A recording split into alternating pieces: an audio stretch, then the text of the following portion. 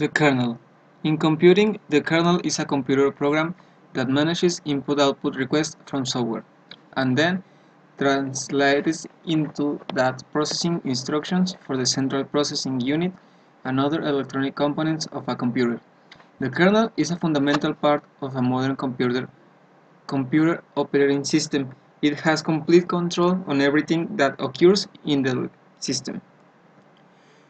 There are two types of kernel: the monolithic, which is an operating system architecture where the entire operating system is working in kernel space and is alone in supervisor mode.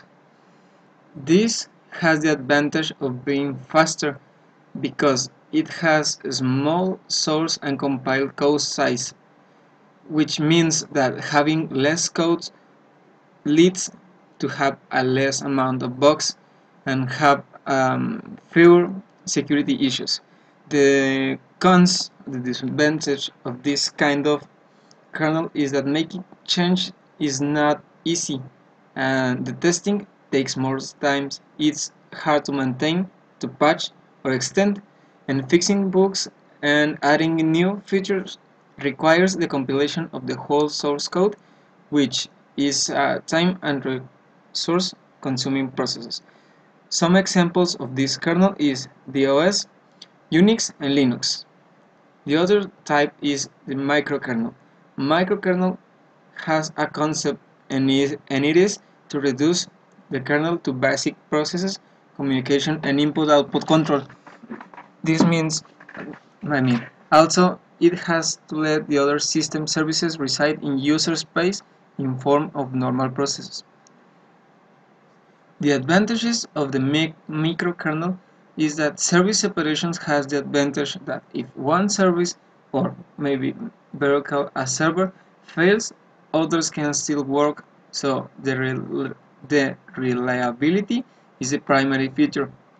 The different services are built into special modules which can be loaded or unloaded when needed. The patches can be tested separately, then swapped to take over in a production instance. Also, the message passing allows independent communication and allows extensibility. The fact that there is no need to reboot the kernel implies rapid test and development, and also is easy and faster the integration with third-party modules. So, for example, the microkernel is crash resistant, is portable, and it has a smaller size than the monolithic kernel. Some of the cons of the microkernel is that the memory footprint is large. It has a potential loss of performance. This means that the more software interfaces it has, the more performance it loses.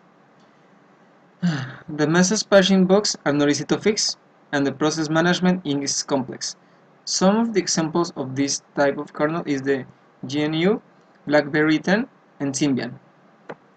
The hybrid kernel. The hybrid kernel is an approach derived from the best of the both micro and monolithic kernel architectures.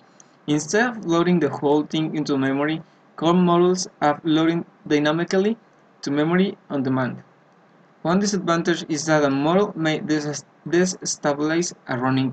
Overall, this combines the simple and fast design of the monolith with the modularity and execution safety from the microkernel.